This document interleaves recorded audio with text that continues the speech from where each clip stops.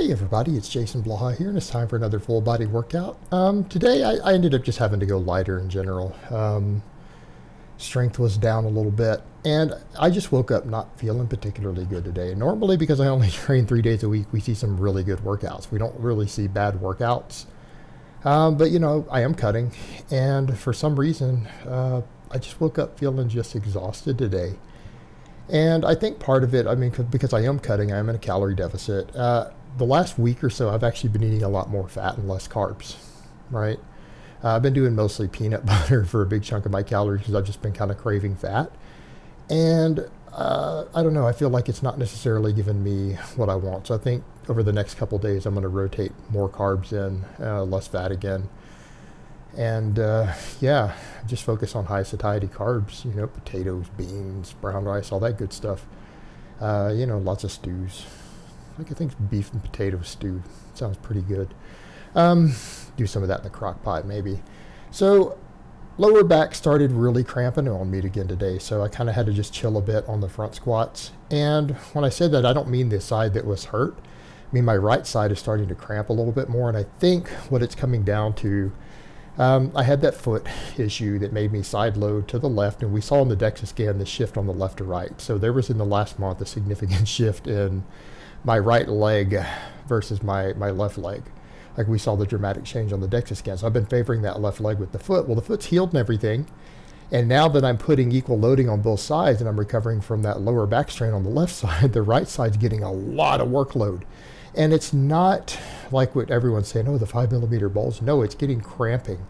I'm literally pushing my lower back to its limits. It's like, you guys know when you hit muscle failure, you get that intense pump. It gets to the point to where it cramps and the muscle won't contract anymore for you fluff and pump guys. I'm getting that in my lower back. And no, I'm not doing oral steroids or anything. A lot of times we would say, oh yeah, it's the orals, but I'm not using those. So there is no like explanation like that. Furthermore, that's usually when you're doing higher reps. So I think what it is the right side of my back is now finally getting worked again, right? Because it hasn't had any workload. That's why the left side got pulled. And now it's like, whoa, whoa, whoa, what are you doing to me? So I'm going to have to just ease back into it and just build those erectors back up, right? And I'm going to have to build them evenly, load them evenly, and it's going to be a little bit of a patient process. But I also noticed today my strength in general was down. So I decided to just take a lighter day.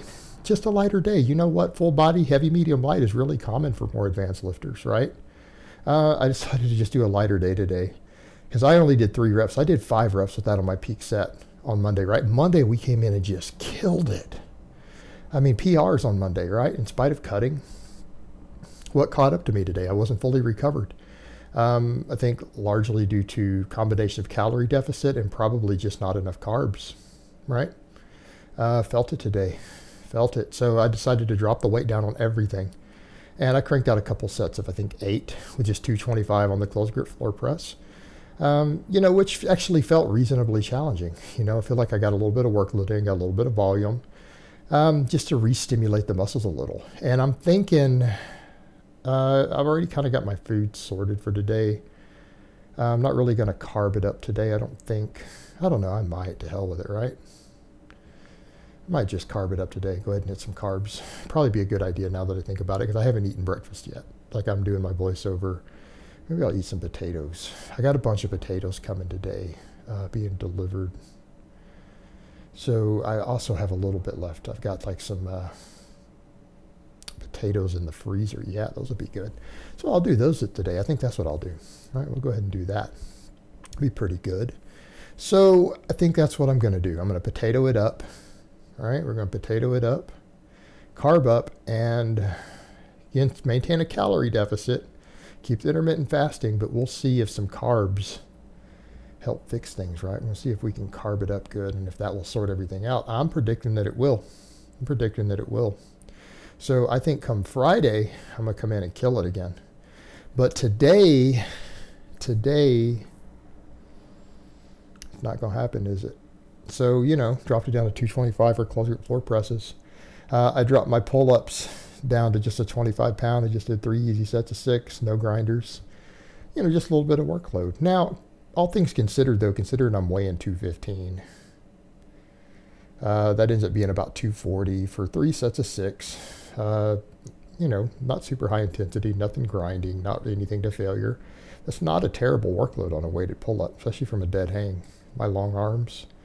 A lot of guys would grow off this. For me, it's remedial, but a lot of guys would grow off of it.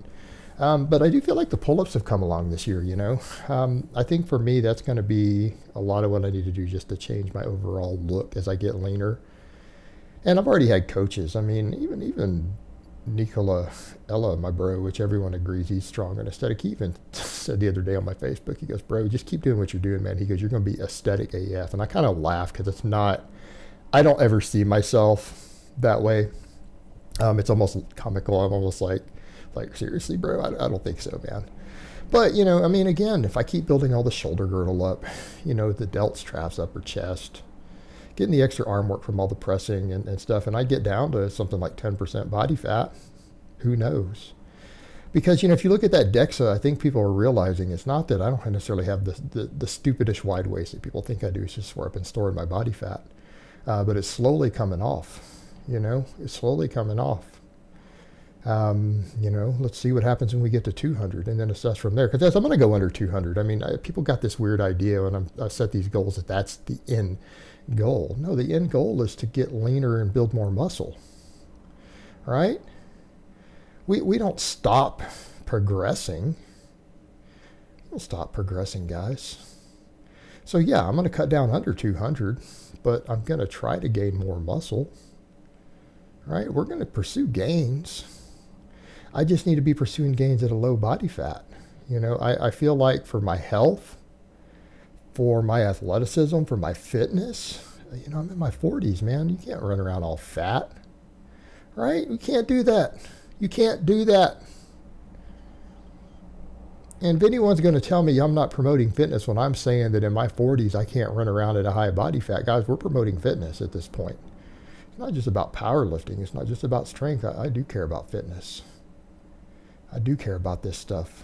You know, I need to stay under 200 pounds. All right, let's just call it. I need to stay under 200 pounds for my health. I need to stay under 15% body fat.